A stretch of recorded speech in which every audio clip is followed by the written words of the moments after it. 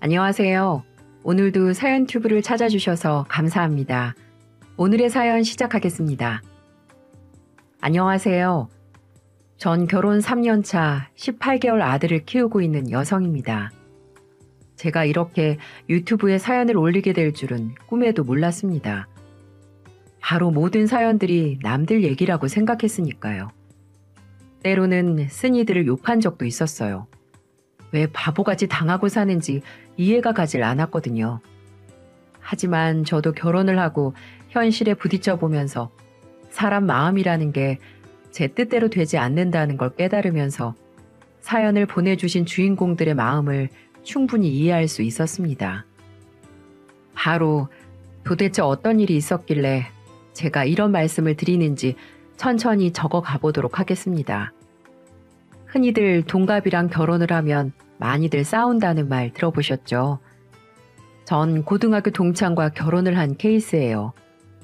원래는 고등학교 졸업을 하고 난 이후에는 연락도 하지 않고 지낸 친구인데 우연찮게 사회생활을 하다가 만나서 결혼까지 한 케이스입니다. 그래서 동갑 남편이랑 살면서 많이 싸우냐고요? 아니요. 남편이 어렸을 적부터 좀 개구지고 드세긴 해도 천성 자체가 순한 사람이어서 잘 싸우지 않아요. 뭐랄까, 싸움 자체가 이루어지지 않는다고 할까요? 그런데 싸움은 엉뚱한 사람들이랑 많이 했습니다. 그건 바로 상식을 뛰어넘는 시어머니와 시누인데요. 아마 제 이야기를 들으시면 여러분들이 뒷골을 잡을지도 모르겠습니다. 제 사연을 시작하려면 남편과 연애를 했던 시절부터 거슬러 올라가야 하는데요. 전 당시 공기업의 계약직 직원으로 일을 하고 있었습니다. 정직원은 아니었지만 보수나 혜택이 좋아서 꽤 만족스러운 직장 생활을 하고 있었죠. 어느 무덥던 여름날 친구랑 시원하게 생맥주를 하고 있는데 누군가 제게 아는 척을 하더라고요. 어? 너 설정현 맞지? 그렇지. 나 누군지 모르겠어? 누구? 설마 곽현수? 너 정말 현수니? 그래. 와, 이게 얼마만이냐? 너 찾으려고 동창들한테 얼마나 수소문을 했는데 이런 데서 만날 줄이야. 그래? 날 그렇게 찾았어? 왜? 왜긴 너랑 나랑 얼마나 절친이었냐. 우리 학교 뒷산 정원에서 같이 간식도 많이 먹었잖아. 그래서 내가 꽃냄새만 맡으면 네 생각 때문에 잠을 못 잔다니까. 참나, 뻥치는 버릇은 여전하구나. 아무튼 이렇게라도 반갑네. 나도 가끔 네 생각 나던데. 학교 다닐 때 퍽 어울려 다녔던 단짝 친구라서 반가운 마음이 컸죠.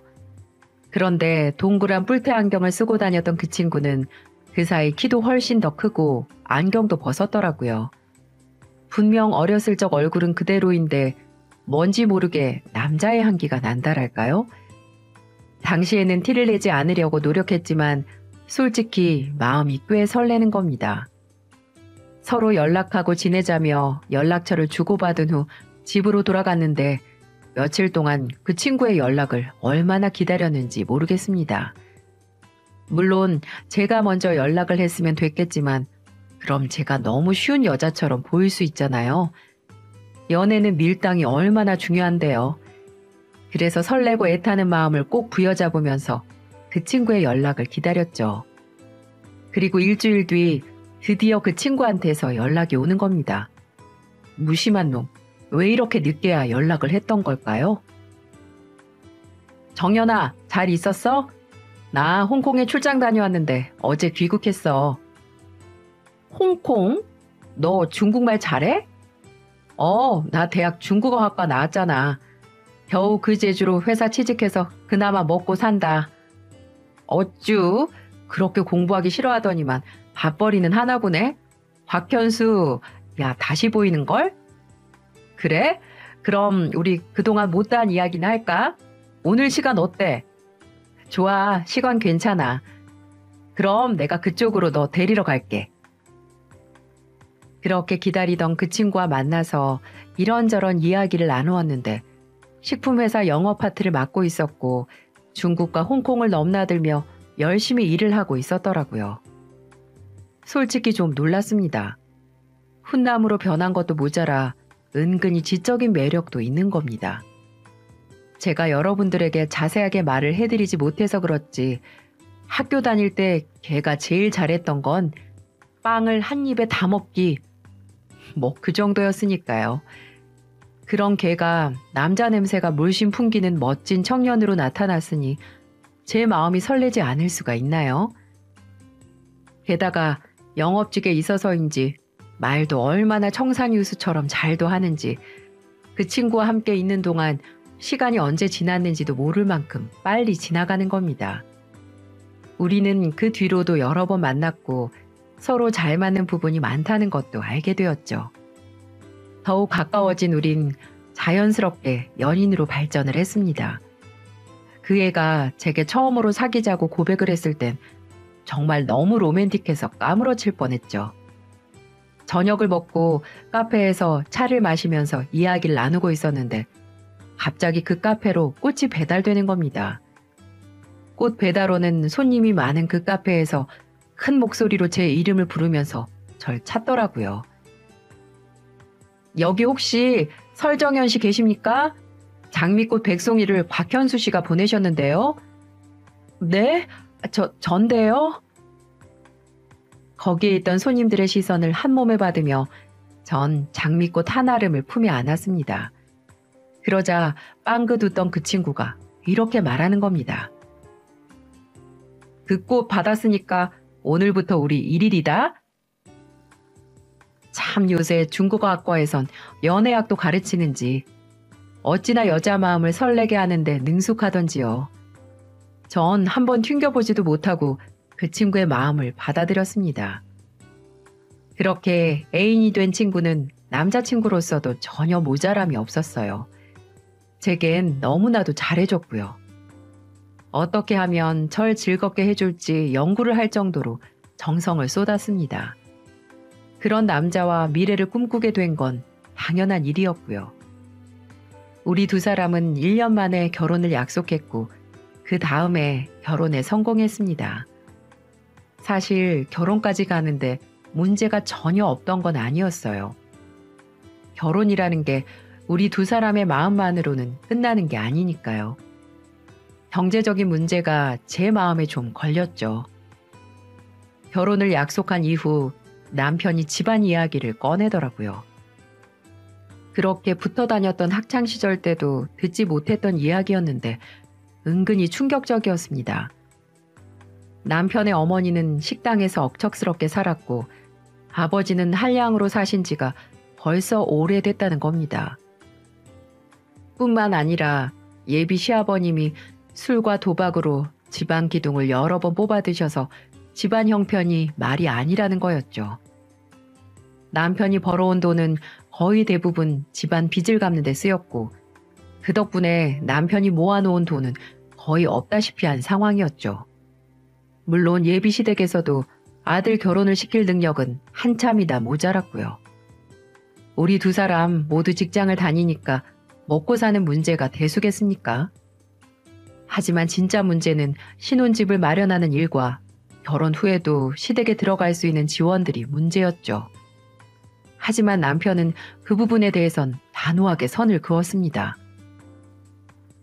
정연아, 그건 정말 걱정하지 않아도 돼. 나 그동안 집안 빚 갚아주느라 허리가 다 휠 정도였어. 이제 나도 할 도리는 다 했다고 생각하고 부모님들도 인정하고 계셔.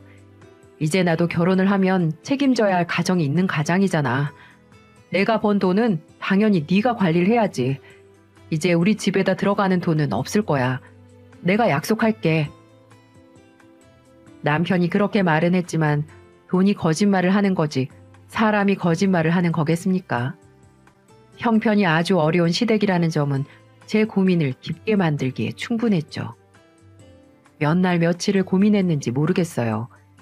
제가 하도 고민을 하니까 친정엄마가 이렇게 말해주시더군요. 나도 솔직히 형편 어려운 사돈 댁 마음에 들지 않아. 그런데 그게 어디 곽서방 잘못은 아니잖니. 곽서방이 결혼을 하는 순간부터는 그런 일 없다고 약속하니까 어디 한번 믿어보자꾸나. 그리고 너희들 신혼집은 내가 도와줄 생각이다. 엄마가? 그래, 너도 모아놓은 돈 뻔한데 어떻게 마련하려고 해? 네가 대출 받는다고 해도 한참이나 모자랄걸? 나도 내 귀한 딸 고생하는 거 보고 싶지 않아서 그래. 나머지는 엄마가 해줄 테니까 그걸로 깨끗한 아파트 하나 마련하자. 엄마, 그렇게 감동할 필요 없어. 그냥 공짜로 주는 거 아니고 엄연히 빌려주는 거야. 나중에 꼭 갚아야 한다. 알았지? 고마워, 엄마.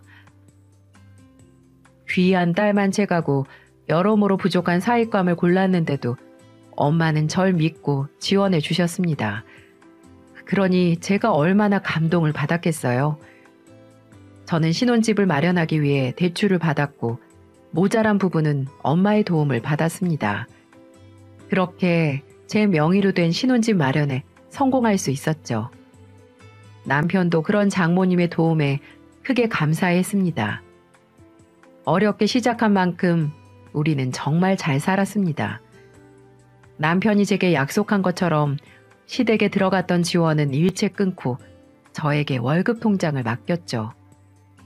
뿐만 아니라 남편은 집안일도 적극적으로 나서서 했고 연애 때 못지않게 제게 잘해주었습니다. 여러모로 보나 100점짜리 남편이었어요. 신혼의 단꿈이라는 게 이런 거구나. 정말 꿈처럼 행복해하며 살았어요. 성실한 남편은 가정적이었고 오직 제 생각뿐이었죠. 조금 아쉬운 건 남편의 직업 특성상 해외 출장이 잦다는 점이었습니다. 남편이 출장을 갈 때면 마음이 허해지면서 그립기도 했지만 이런 애틋함이 있어야 또 부부 사이가 더 좋아지는 거 아니겠어요? 전 그렇게 생각하면서 행복한 결혼 생활을 만끽하고 있었습니다. 그런데 하늘에서 예고도 없이 우리에게 덜컥 선물을 안겨주시는 게 아니겠어요? 바로 제 임신 소식에 남편은 뛸 듯이 기뻐했고 저 역시 우리 사이에 첫 아이가 태어난다는 게 믿어지지 않을 만큼 좋았습니다. 그런데 남편에게 여동생 하나가 있었거든요. 그러니까 제겐 시누이 되는 아가씨는 대기업을 다니고 있었는데요. 저보다 먼저 결혼을 한 아가씨는 직장 문제 때문에 한참이나 아이를 갖지 않다가 저와 비슷한 시기에 임신 소식을 전하더라고요. 저랑 출산 시기도 비슷한 아가씨는 인공수정을 통해서 쌍둥이를 임신한 상태였죠. 어쨌든 시어머니 입장에선 손주를 한꺼번에 셋이나 보게 됐으니 입이 해벌쭉 벌어질 수밖에 없었습니다. 저도 이제 시댁에도 복이 넘치는구나 라고만 생각하며 기쁜 마음으로 시누이의 임신을 축하했습니다. 하지만 그 일이 제게 불행으로 닥쳐올 줄은 꿈에도 몰랐네요. 우리 첫 딸아이가 무사히 세상 밖으로 나오자 남편은 얼마나 울었는지 모르겠어요. 이런 예쁜 딸을 낳아줘서 너무나 고맙다며 눈물을 펑펑 쏟더라고요. 시어머니도 그런 손녀딸을 보면서 수고했다는 말씀을 하시는데 왠지 생각보다 덜 좋아하시는 느낌이었어요. 아마도 내심 손녀가 아닌 손자이길 바랬나 봅니다. 하지만 요즘 같은 세상에 딸아들 구분이 어디 있을까요? 지금은 좀 아쉬울지도 모르지만 손녀의 애교를 보다 보면 마음이 변할 거라고 생각했죠. 제가 출산을 하고 한 달 뒤 시누이도 건강한 사내아이 둘을 출산했습니다. 쌍둥이였죠. 저희 친정집과 신혼집 그리고 시댁과 시누이 집까지 우리는 모두 멀지 않은 곳에서 살고 있었거든요. 저는 시누이의 출산을 축하해 주려고 작은 선물을 준비해서 시누이 집에 찾아갔습니다. 그곳엔 마침 시어머니도 함께 계시더군요. 정연이 왔니? 어서 이리 와서 네 시조카 얼굴들 좀 봐라. 얼마나 인물들이 잘났는지 말도 못하게 잘생겼다니까. 그래요? 네, 진짜 아가씨 닮아서인지 잘생겼네요. 그렇지? 아이고, 이 녀석들 더도 덜도 말고 건강하게만 자라다오. 입을 다물지 못하는 시어머니가 애들을 물고 빨고 하는데 그 모습을 가만히 보고 있자니 서운한 마음이 불쑥 드는 겁니다. 우리 딸아이가 태어났을 때 반응과는 사뭇 달랐거든요. 아무리 손녀보다 손자가 더 좋으시다지만 저 정도로 좋아하실지는 몰랐습니다. 좀 섭섭한 마음에 뼈 있는 한마디를 했죠. 어머님, 우리 예지 태어났을 때보다 훨씬 더 좋아하시는 것 같은데요? 우리 예지가 할머니 이러는 거 알면 좀 서운해하겠어요. 아유, 그럼 당연하지. 듬직한 손자가 둘이나 생겼는데 당연히 좋지. 예지 태어난 게 5등짜리 복권이면 이 두 손자 놈들은 1등짜리 복권에 당첨된 것 같은 기분이지. 그렇게 대놓고 말씀을 하시는데 솔직히 제 기분이 팍 상하는 겁니다. 5등 복권과 1등 복권이라뇨? 이건 너무한 거 아닙니까? 제 입이 삐죽 나온 걸 봤는지 시누이가 시어머니한테 핀잔을 주더라고요. 엄마는 올케 있는 데서 그런 말을 왜 해? 올케가 딸 낳고 싶어서 딸 낳았나? 엄마가 아들 좋아하는 건 알겠지만 너무 대놓고 그런 말 하면 실례지. 때리는 시어머니보다 말리는 시누이가 더 밉다고 하더니만 밉상도 그런 밉상이 없었습니다. 하지만 그 상황에서 저도 기분 나쁜 티를 낼 수도 없고 해서 그냥 멋쩍은 웃음으로 넘기고 말았네요. 하지만 서운한 제 마음 따위는 문제가 아니었습니다. 진짜 배기가 또아리를 들고 절 기다리고 있다는 걸 전 조금도 눈치채지 못하고 있었죠. 시누이가 쌍둥이를 출산한 지 한 석 달쯤 지났을 때였을까요? 전 시어머니 입을 통해서 시누이의 뜻밖의 소식을 듣게 되었습니다. 시누이가 아직 젖도 떼지 못한 애들을 내버려두고 직장에 복귀를 한다는 거였어요. 아니, 분명 육아휴직 제도가 잘 되어 있는 대기업에 다니는데 왜 그런 선택을 한 것인지 의아했습니다. 나중에 남편에게 들은 말로는 시누이가 육아휴직을 하는 동안 경쟁자들이 시누이의 자리를 빼앗을까봐 늘 불안했다는 겁니다. 그래서 아직 몸도 풀지 못한 채 직장으로 복귀한 것을 선택한 것이죠. 결국 시누이의 쌍둥이 육아는 고스란히 시어머니와 시아버지 몫으로 돌아가게 되었습니다. 그 때문에 어머님은 다니던 식당도 그만둬야 했고 할 일 없이 쏘다니는 걸 좋아하던 아버님은 꼼짝없이 육아노동에 발목을 잡히고 말았죠. 그렇대도 쌍둥이 육아가 어디 쉬운 일입니까? 때 되면 재워야죠, 먹여야죠, 기저귀 갈아야죠. 하루 종일 애들한테서 눈을 뗄 수가 없습니다. 젊은 부부들도 육아 때문에 지치고 힘들어하는데 나이 든 시부모님들이 애들 둘을 보는 건 결코 쉬운 일이 아니었습니다. 저도 우리 예쁜 딸 하나 키우는 것도 정말 만만치 않았거든요. 그러던 중 시어머니한테 긴급 호출이 오더라고요. 저보고 빨리 시댁으로 오라는 겁니다. 전 무슨 일이 있나 싶어서 예지를 들쳐업고는 얼른 시댁으로 갔습니다. 왜요? 어머니 무슨 일 있어요? 예, 너 혹시 시조카들 모유 수유 좀 해줄 수 있겠니? 네, 모유 수유를요? 갑자기 왜요? 아유, 말도 마라. 원래는 잘 먹던 분유를 통 먹지 않지 뭐냐. 내가 어디서 들었는데 그럴 땐 모유를 좀 먹이면 잘 먹는다고 그러던데 애들을 굶길 순 없으니까 네가 좀 도와주거라. 네? 하지만 아니 무슨 조선시대도 아니고 엄마가 없는 것도 아닌데 젖동량이 웬 말입니까? 애가 먹던 분유를 먹지 않으면 배가 덜 고팠거나 아니면 다른 문제가 있겠죠. 느닷없이 불러서는 모유 수유를 하라뇨. 이건 좀 아니다 싶었지만 하도 시어머니가 간곡히 부탁을 하고 애들이 배고프다고 칭얼거리니까 마음이 좀 쓰이더라고요. 고민 끝에 어쩔 수 없이 시조카들에게 모유 수유를 해줬습니다. 그런데요, 정말 쭉쭉 잘도 빨더라고요.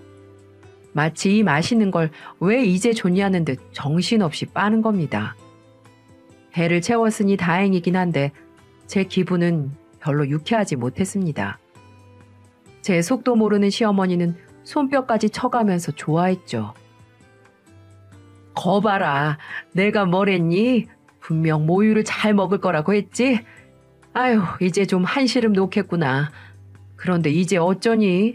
이미 모유수유 맛을 봤는데 애들이 분유를 먹으려고 할지 모르겠네. 말끝을 흐리는 시어머니의 말을 전 듣지 못한 척 굳이 외면했습니다. 또 이런 부탁을 할까봐 부담스러웠거든요. 하지만 시어머니의 육아 분담 요구는 그 정도가 점점 심해지기 시작했어요. 이유는 가지각색이었습니다.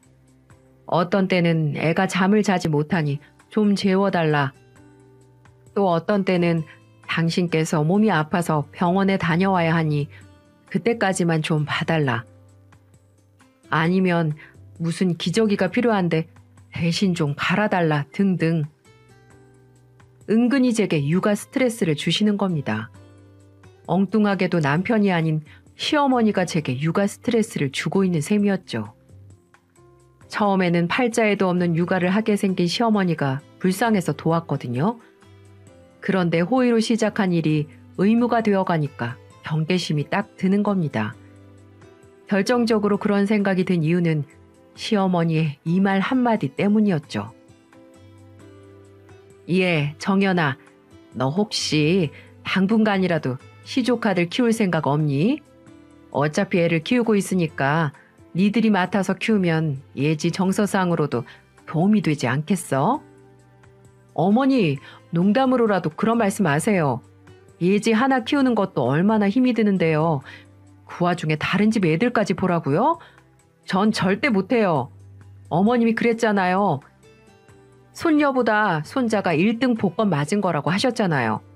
그러니까 어머님이 잘 키우셔야죠. 뭐? 너 지금 나 비꼬는 거니? 내가 말은 그렇게 해도 예지를 얼마나 예뻐하는데. 그리고 어떻게 애들이 다른 집 애들이니?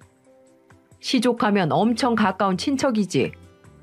아무튼요, 전 이제 시조카들 육아에선 손 뗄게요. 자꾸 이런 걸로 절 부르시면 저 어머님 댁에 다시는 오지 않을 거예요. 뭐라고? 얘 말하는 것 좀 봐. 너 몇 번이나 도왔다고 그렇게 생색을 내니? 생색이 아니고요. 있는 그대로를 말씀드린 거예요. 어머니, 솔직히 육아 포기하고 회사를 선택한 건 아가씨잖아요. 제가 왜 아가씨의 선택 때문에 피해를 봐야 돼요? 분유값이 아니라 억만금을 준다고 해도 저 예지 하나한테만 집중하고 싶어요. 그러니까 어머니도 저한테 그런 부탁은 하지 않으셨으면 좋겠어요. 어떻게 들으면 시어머니가 서운해할지도 모르지만 저는 말이 나온 김에 단호하게 못을 박아야 한다고 생각했어요. 책임지지도 못할 아이를 낳아놓고는 자신의 성공을 위해 다른 사람한테 민폐를 끼친 시누이도 미웠고요. 은근슬쩍 시누이의 의무를 저에게 떠넘기려고 한 시어머니도 못마땅했습니다. 이런 속상한 사정을 남편에게 말하고 싶었지만 출장 간 남편 마음을 굳이 심란하게 만들 필요가 있겠어요. 그래서 남편이 돌아올 때까지는 꾹 참고 말하지 않았죠. 제 마음을 털어놓을 수 있는 사람은 오직 친정엄마밖에 없었어요. 친정엄마는 시어머니 엉뚱한 행동에 대해 이렇게 말하더군요. 사부인이 오죽 힘들면 저러시겠니.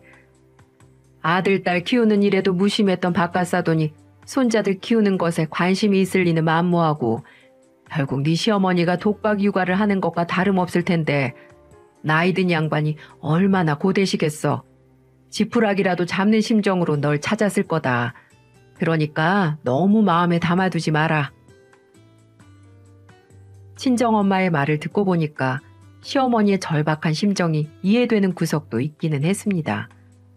그래도 이 문제를 해결하려면 다른 방법을 찾았어야죠. 그걸 엉뚱한 저한테서 찾는 건 진짜 아니었어요. 아무튼 시어머니에게 제 뜻을 단단히 말씀드렸으니까 저와는 상관없는 일이 될 거라고 생각했습니다. 그런데 어느 날 초인종이 울려서 문을 열어보니까 시어머니가 계신 게 아니겠어요? 두 시조카들까지 데리고 말입니다. 어머, 어머님이 웬일이세요? 애들까지 데리고? 딱 3시간만 부탁하마. 네? 3시간이요? 무슨 3시간이요? 내가 급한 볼 일이 있어서 그래. 애들 딱 3시간만 봐줘라. 네? 안 돼, 어머니. 말도 없이 이러시는 게 어딨어요? 저 조금 있다가 장도 보러 가야 해요. 넌 장을 보러 가야지만 난 우리 오빠 보러 가야 해서 그래. 그러니까 부탁 좀 하자. 어? 오빠요? 어머님이 오빠가 어딨어요? 나 있어. 오빠, 훈이 오빠라고. 내가 진짜 좋아하는 오빠가 있어. 네? 아무튼 부탁 좀 하마. 알았지? 그러니까 어머니 친구분이 유명 가수의 콘서트 티켓을 얻었고 같이 가자는 제안에 어머니는 홀딱 넘어가 버리고 만 겁니다. 그리곤 애들을 제게 무작정 맡겨두곤 콘서트장으로 후다닥 내빼고 만 것이었죠.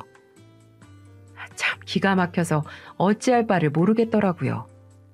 시어머니의 돌발 행동 덕분에 저 혼자 애들을 셋이나 보면서 진땀을 흘려야 했습니다. 그런데 3시간 있다가 돌아온다던 시어머니는 밤이 다 되도록 나타나질 않는 겁니다. 제가 전화를 걸어도 통 연락이 닿질 않았죠. 뒤늦게 나타난 시어머니는 태연하게도 콘서트에 갔다가 밥까지 먹느라 늦었다고 하면서 고맙다는 한마디가 없으시더라고요. 그래요. 그렇게 좋아하는 훈이 오빠 콘서트 보러 갈 수도 있죠. 며느리로서 그 정도도 못 해드린다고 한다면 진짜 말이 안 되죠. 하지만 일이라는 게 순서가 있잖아요. 양해나 부탁이 필요한 일은 상대방에게 거절을 당할까봐 무시할 수 있는 게 아니라는 얘기입니다. 하지만 시어머니는 그런 것 하나도 없이 애만 툭 맡겨놓고 도망가는 수준이었어요. 그러니 제 골머리가 썩을 수밖에요. 무엇보다도 중요한 건 이런 일이 잊을만 하면 또 생긴다는 거죠. 제 경고는 싸그리 무시하곤 시어머니 멋대로 행동하는 거였어요. 시어머니에겐 제 진심이 닿지 않았나 봅니다. 그렇다면 저도 달리 방법이 없었죠. 저는 그날부터 시어머니의 전화를 차단시켜 버렸어요. 문자에도 응답하지 않았고 어머니가 찾아오셔도 집에 없는 척 문을 열지 않았습니다. 그 방법이 좀 먹혔는지 시어머니가 애들을 저희 집에 맡기러 오시는 일은 사라졌습니다. 저는 그렇게 시어머니와 첩보전을 방불케 하는 눈치 게임을 하고 있었죠. 그런데 육아에서 탈출하고 싶은 마음이 강했던 시어머니는 전혀 예상하지 못한 방법을 쓰더라고요. 한동안 연락도 없고 찾아오시지 않으시기에 저는 포기를 했나 보다 안심을 하고 있었죠. 그런데 퇴근한 남편이 뜻밖의 말을 하는 겁니다. 오늘 낮에 엄마한테 전화가 왔어. 어? 어머님이 당신한테? 뭘 하시는데? 어머니가 디스크가 터져서 허리 수술을 좀 받으셔야 할 것 같아. 디스크? 그동안 애들 보다가 허리가 남아나질 않는 거지. 아무튼 다음 주 내내 수술을 해야 할 것 같은데 조카들은 어쩌지? 뭘 어째? 아가씨가 데리고 가야지. 그렇긴 한데 걔가 사정이 좀 있나 봐. 회사에 일이 많다나 어쩐다나. 그래서 당신한테 좀 봐줄 수 있냐고 묻던데. 아무래도 당신은 어렵겠지? 당연히 안 되지. 그리고 어머님이 디스크 수술을 받으시고 퇴원을 한다고 해도 곧바로 일상생활을 할 수 없을걸? 어차피 아가씨가 애들 데리고 키워야 해. 정 안 되면 보모를 구하던지. 그래, 그렇겠지? 전 대체 시누이가 무슨 생각을 하고 사는 건지 이해가 가질 않았어요. 아무리 회사 일이 중요하다지만 자기 자식보다 더 중요할까요? 애를 봐주던 시어머니가 부득이하게 애를 볼 수 없는 상황이 됐으면 자기 새끼 자기가 데리고 가는 게 맞잖아요. 그런데도 시누이는 회사 핑계를 대곤 남편을 통해 절 넌지시 떠보는 거였습니다. 저는 남편에게도 단단히 일러주었죠. 나 이제부터 절대 아가씨 애들한테 신경 끌 거니까 당신이 아가씨에게 확실히 말해야 돼. 시어머니든 아가씨든 나한테 애보라는 소리 절대 안 나오겠고 말이야. 알았지?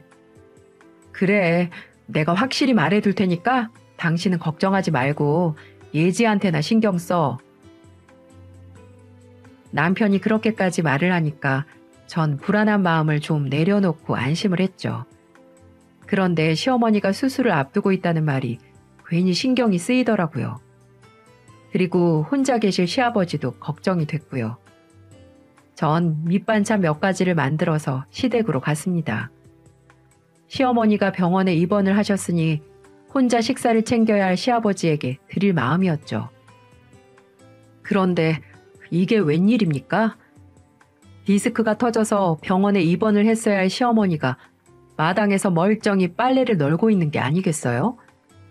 전 화들짝 놀라선 초인종도 누르지 못하고 조심스레 발길을 돌렸죠. 그런데 핸드폰 벨소리가 울리자 시어머니와 누군가가 통화를 하는 겁니다. 여보세요? 희순이야? 그래, 회사 일은 잘하고 있고? 그래, 잘했다. 뭐? 그거? 아유, 말도 마라. 정연이 걔가 그렇게 독한지 나도 몰랐지 뭐냐. 시애미가 수술을 한다고 해도 시조카 보겠다는 소리는 절대 나오지 않더라니까. 그래, 네 오빠가 나한테 뭘 하는 줄 아니? 지 마누라 힘들게 하지 말라면서 그냥 육아 도우미 쓰라고 난리잖니. 아유, 정말 화가 나서 원. 아니, 어차피 애를 키우고 있는데 기왕 도와주면서 살면 좀 좋아? 내가 너랑 제주도 놀러 가려고 이런 거짓말까지 해야겠니? 가만 들어보니까 분명 제 이야기였습니다. 더욱 놀라운 건 시어머니가 디스크 수술을 한다는 건 제주도에 가기 위한 거짓말이었다는 거죠. 시누이까지 짝짝꿍을 해서는 저와 남편을 감쪽같이 속인 겁니다. 그리고 뒤를 이어 들려온 말은 더 가관이었죠. 육아 도우미를 쓰면 돈도 돈이지만 우리 귀한 손주들을 남의 손에 맡겨야 하는 거잖니. 그게 영 마음이 놓이지가 않아. 그래서 정연이가 딱인데 정연이가 저렇게 완고하게 거부를 하니까 방법이 없잖냐. 그렇다고 애들을 데리고 제주도에 가자니 이래저래 신경이 또 쓰이고 말이야. 그냥 내가 애들 보고 있을 테니까 니들끼리 다녀오는 게 좋겠어. 그 말을 들으니 이제야 좀 악귀가 맞아 떨어집니다. 시누이 내외는 시부모를 모시고 제주도 여행을 계획했고 그동안 제게 육아를 맡길 심산이었던 거죠. 어머니가 디스크 수술을 받는다는 거짓말까지 하면서 말입니다. 시어머니가 수술을 한다고 하면 저도 어쩔 수 없이 애들을 봐줄 거라고 생각한 거죠. 전 조용히 분을 사기며 집으로 돌아왔습니다. 그리고 남편한테 이 모든 사실을 밝혔죠. 깜짝 놀란 남편이 화를 참지 못하고 길길이 날뛰더라고요. 어떻게 엄마와 여동생이 깜쪽같이 절 속일 수 있냐면서 엄마가 수술을 한다고 해서 자기가 얼마나 걱정을 많이 했는지 아냐며 분통을 터뜨렸죠. 전 그런 남편을 진정시키며 일단은 모른 척을 하라고 했습니다. 이제 제주도 여행이 임박한 시어머니가 어떻게 나올지 궁금했거든요. 그리고 그 다음날 시어머니가 저희 집에 찾아왔더라고요. 전 짐짓 모른 척하며 시어머니를 반겼습니다. 아니 어머니 디스크 수술을 하신다면서요. 어떻게 걸을 수는 있는 거예요? 살살 걸으면 걸을만 해. 근데 무리하면 통증이 심하니까 수술을 하려는 거지. 그것 때문에 내가 일부러 널 찾아왔다. 너도 내가 무슨 이야기를 하려는지 짐작하지? 혹시 어머니 수술 받는 한 주 동안 애들 봐달라는 말씀 하시려는 거예요? 그래 정연아, 나도 너한테 부탁하고 싶지 않은데 정말 상황이 좀 그렇다. 난 수술을 받아야지. 희수는 회사 세미나인가 뭔가 때문에 지방에 내려가야 하지. 박서방도 일 때문에 집에 못 들어온다고 하지. 일을 어쩌면 좋냐. 진짜 도저히 안 되겠니? 네, 죄송하지만 저 애들 둘 단 하루도 맡을 자신이 없어요. 그냥 도우미 구해서 쓰시는 걸로 하세요. 그럼 혹시 사부인은 어떠냐? 네? 저희 엄마요? 그래, 사부인은 예전에 봉사활동도 많이 하셨고 초등학교 선생님이셨잖니. 그러니까 애들 좀 봐달라고 부탁을 좀 해보자꾸나. 일주일 봐주시면 내가 용돈 하시라고 10만 원 드린다고 네가 한번 물어봐라. 그 말을 듣는데 참 기가 막혀서 말이 나오질 않더라고요. 저희 친정엄마가 예전에 초등학교 교사를 하셨거든요. 그 경력이 젖먹이 애들 키우는 거랑 무슨 상관이 있습니까? 그리고 무슨 돈 10만 원을 큰 선심 쓰듯이 말하는 시어머니가 정말 불쌍하게 보일 정도였습니다. 그런데 시어머니는 안방에서 낮잠을 주무시던 친정엄마가 계신 줄은 까맣게 몰랐죠. 친정엄마가 조용히 방문을 열고 나타나자 시어머니가 깜짝 놀라더군요. 어머, 사부인께서 와 계셨어요? 아유, 전 그런 것도 모르고. 네, 사부인. 가깝게 살다 보니까 이렇게 딸의 집에 가끔 와서 점심 한 그릇 얻어먹고 가곤 합니다. 그런데 제가 사부인 하시는 말씀을 본의 아니게 듣게 됐는데요. 그러니까 저보고 사돈처녀 자식을 일주일 동안 봐달라는 거죠? 일주일에 10만 원 주시겠다는 거고요. 네, 맞습니다. 혹시 사돈께서 그렇게만 해주신다면 제가 수술 잘 받고 올 수 있을 것 같습니다. 어떻게 도와주실 수 있겠습니까? 그럼 이렇게 하시는 건 어떠세요? 어떻게 해요? 제가 사부인께 일주일 동안 20만 원 드릴 테니까 그냥 제주도 여행 포기하시고 손자들 보시면서 지내는 건 어떠세요? 네? 아니 그걸 어떻게... 사부인은 엄연히 집안 어른이신데 그런 거짓말로 애들 힘들게 해서 되겠습니까? 참 제가 다 부끄럽습니다. 아니 그게 아니고 제가 디스크가 진짜 안 좋긴 하거든요. 지금도 허리가 안 좋아서 허리를 숙이고 있지 않습니까? 에휴, 그래도 끝까지 발뺌 하시는 겁니까? 부모라는 게 뭡니까? 자식들 다 건강하게 잘 살고 뒤에서 묵묵히 도와주고 응원해주는 게 부모 아닙니까? 며느리도 어엿한 자식이나 마찬가지인데 왜 이렇게 차별을 하면서까지 힘들게 하는지 모르겠네요. 그렇게 안 봤는데 정말 실망입니다. 친정엄마에게 제대로 한 소리 들은 시어머니는 얼굴이 하얗게 질려서는 횡설수설하다가 황급히 도망가 버리더군요. 허리 아프시다는 양반이 어찌나 쏜살같이 달려가시는지 그 모습을 보고 제가 얼마나 통쾌했는지 모르실 겁니다. 사실 제가 친정엄마에게도 시어머니의 얄팍한 거짓말을 다 말해줬거든요. 엄마도 그런 시어머니를 보다 못해 일침을 날리신 거죠. 이 일로 시어머니의 제주도 여행은 무산이 됐습니다. 그 뒤로 남편이 시어머니와 시누이에게 어떻게 그런 거짓말을 할 수 있냐며 불같이 화를 냈어요. 엄마, 해도 너무한 거 아니야? 딸만 자식이야? 며느리는 자식 아니냐고. 내가 엄마 때문에 처갓집에도 얼굴을 들고 다니질 못하겠다. 왜 이렇게 사람을 지치게 만드는 건데? 애 보는 게 보통 힘들어야지 말이지. 그래도 잠깐 도움 요청한 거 가지고 무슨 호들갑이냐? 장모님한테 10만 원 줄 테니 애 봐달라고 했다면서? 우리 장모님 안 그래도 매일같이 오셔서 집안일 해주시고 음식 해주시고 고생해주시는데 엄마 그 잘난 딸애들까지 부탁을 해야 되겠어? 내가 마지막으로 말하는데 한 번만 더 집사람이랑 장모님 힘들게 하면 나 엄마 다신 안 볼 줄 알아. 그리고 당장 가서 장모님한테 사과드려.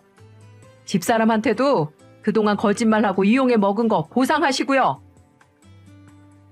남편이 그렇게 단단히 말을 하자 어머님도 본인도 느끼시는 게 많은 건지 더 이상 저를 힘들게 하지 않습니다. 그리고 그 후 시댁에 방문했더니 살이 한 달 사이에 4kg나 빠지셨더라고요. 그만큼 홀로 독박 육아하는 게 힘드셨나 봅니다. 힘이 하나도 없어서는 애들 겨우 재웠다며 누워만 계시더라고요. 그걸 보니 솔직히 안타까운 심정도 들었습니다. 자식이 뭐라고 자식을 위해서 이렇게 희생을 하는 모습을 보며 이게 대한민국의 자화상이 아닌가 생각이 들더라고요. 왜 우리 어머님들 다 그렇잖아요. 자식을 위해서라면 물불 안 가리고 다 헌신하는 거. 지금도 시어머니는 육아 스트레스를 호소하며 울며 겨자 먹기로 육아에 전념을 하고 있습니다. 나중에 제가 들은 말인데요. 승진이 인생의 성공이라고 여기는 시누이는 육아를 대신해주는 시어머니에게 한 달에 150만 원씩 드리고 있었다네요. 처음에는 매달 돈을 준다고 하니 시작하는 일이었지만 다 늙어서 애를 본다는 게 보통 일이 아니라는 걸 직감했던 시어머니는 며느리인 제게 책임을 전가했던 거였어요. 나중에 돼서야 제게 진심으로 사과를 하긴 했습니다. 본인 생각이 짧았다면서 말이죠. 이게 진심인지 아니면 남편이 중간에서 역할을 잘해서 그런지는 모르겠지만 시어머니와 속에 있는 말들을 하며 그동안 서운했던 거, 서로 고쳐야 할 부분들 등을 허심탄회하게 말을 하니까 얼마나 시원했는지 몰라요. 어머니도 진심으로 저를 이해해 주려고 노력하셨고요. 그 모습을 보니 너무 고마웠습니다. 저와 어머니의 갈등은 바로 시누이 때문이었어요. 뒤에서 시누이가 중간에서 이간질하는 바람에 은근 서로 쌓인 감정들이 많더라고요. 뒤에서 시누이가 조종까지 하고 있었던 줄은 몰랐네요. 어머니와 풀긴 풀었지만 시누이를 언제 한번 손 좀 봐줘야겠다는 생각을 하게 됐습니다. 그리고 또 하나 변한 게 있다면 얼마 전에 결국 어머니는 손주들을 시누이에게 더 이상 애들 못 키운다고 선언하고 와버렸다고 했습니다. 베이비시터를 구하든 네가 회사 때려치우고 애들을 보든 알아서 하라면서 말이죠. 뻥찐 시누이는 이제 와서 그런 게 어딨냐며 10만 원 올려서 매달 160만 원 줄 테니 다시 봐달라고 한동안 간절히 부탁을 했다고 했지만 어머니가 강하게 거절했다고 했습니다. 결국 시누이 애들은 시누이 시댁 쪽에서 맡게 됐다고 하더군요. 진작부터 그럴 것이지 괜히 어머니한테 맡겨서는 우리 사이만 나빠지게 했는지 모르겠네요. 지금은 어머님이 집으로 오셔서 우리 아이도 봐주시고 청소도 해주고 있어요. 그동안 제게 했던 행동들을 반성이라도 하신 듯 전혀 딴 사람이 됐습니다. 그러면서 외손주보다 우리 친손주가 더 귀하다면서 요즘 얼마나 우리 애를 예뻐하는지 모릅니다. 덕분에 제가 이제는 숨통이 트여 바람도 좀 쐬고 사람들도 간간히 만나고 있네요. 얼마 전 설에는 시누이가 왜 친손주랑 외손주랑 차별하냐며 방방 뛰며 우는 겁니다. 자기 커리어를 쌓으면서 살고 싶은데 엄마가 돼가지고 왜 안 도와주냐면서 말이죠. 어머니는 더 이상 오냐오냐 시누이를 대하지 않으셨어요. 딱 한마디를 하시더군요. 한 번만 더 그런 소리 하려면 찾아오지도 마라. 이렇게 말을 하시는 거 있죠? 둘이 티격태격하는 모습을 보면 얼마나 웃기던지. 결국 시누이는 벙어리처럼 요즘 입이 쭉 나와서는 서운함을 갖고 지내고 있다고 했습니다. 그래도 어쩌겠어요. 자기 자식은 자기가 키워야지. 언제까지 친정엄마에게 의지를 할 건가요? 이 세상에 자기 자식보다 소중한 게 있을까요? 직장이 더 중요하면 애초부터 애를 낳지 말았어야죠. 저는 낳기만 했다고 해서 부모라는 생각이 안 들어요. 부디 시누이가 어서 빨리 정신 차리길 바랄 뿐입니다. 이렇게 저의 결혼 생활은 한순간 위기가 찾아왔지만 중간에서 역할을 잘해준 남편 덕분에 시모와 저는 해피엔딩으로 화해를 잘 할 수가 있게 됐습니다.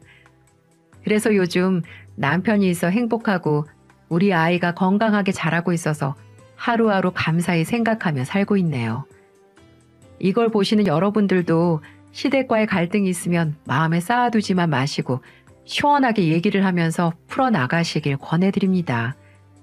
갈등이 쌓이고 쌓이면 나중에 정말 걷잡을 수 없는 게 인생인 것 같더라고요. 제 사연은 여기까지입니다. 어제 밖에 나가보니 벚꽃이 많이 피었더라고요.